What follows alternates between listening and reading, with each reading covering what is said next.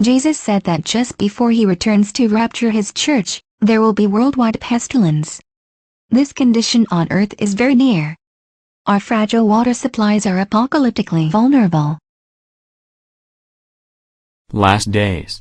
Jesus said in Matthew 24:7, "There shall be pestilence in diverse places." Level 3 warning. Stay away.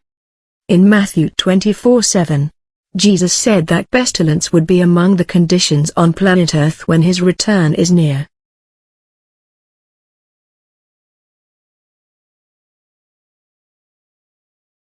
There are enough chemical weapons on Earth to turn the planet into a Revelation triage terror tailspin. Don't tell them that there are only enough resources to treat 1/2 of the casualties, the rest die agonizingly slow. Take only those who have the elite credentials. Only the elite will receive care. Hillary and Bill in the private treatment ward.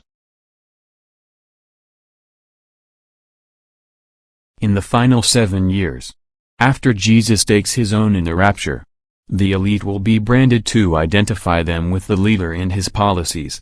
The mark of the beast will be mandatory. Our foreheads already look good. Will Gave put it on our hands? Tribulation couple deciding where to put the 666 tattoo. Good news from the leader. If you get your free ID during the special offer period, before the special offer expires, he might not cut your head off. The upper echelon of leadership willingly supported the new programs from the beast, especially the numbering system. Our new mark of freedom will be on our forehead or our right hand. This will help everyone. Everyone who had the number agreed to rid the earth of all Christians and Christian influence. No Jesus was the mantra. The earth dwellers wore blindfolds when chanting, "No Jesus." The earth dwellers developed terrible sores from the 666 tattoos.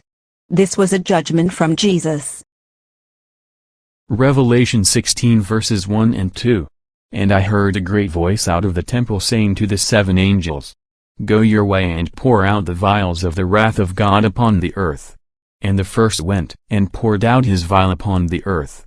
And there fell a noisome and grievous sore upon the men which had the mark of the beast, and upon them which worshipped his image.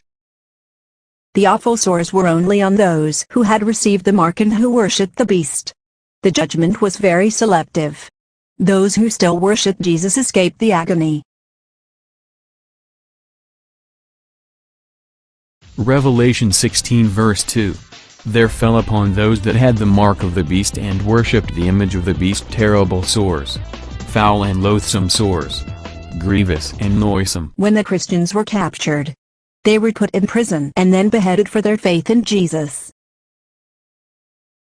Why don't you prisoners have the sores? The great leader says the sores will protect us from falling for the lie that Jesus will defeat the great leader in the coming last battle.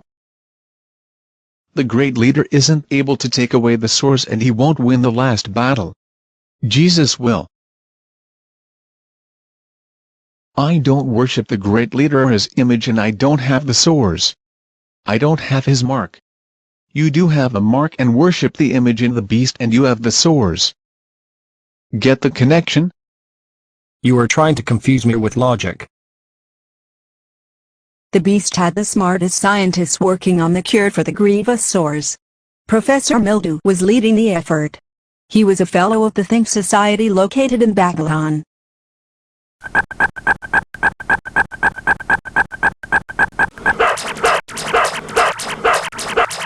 The earth dwellers never did get relief from their pain. The judgments from Jesus only intensified.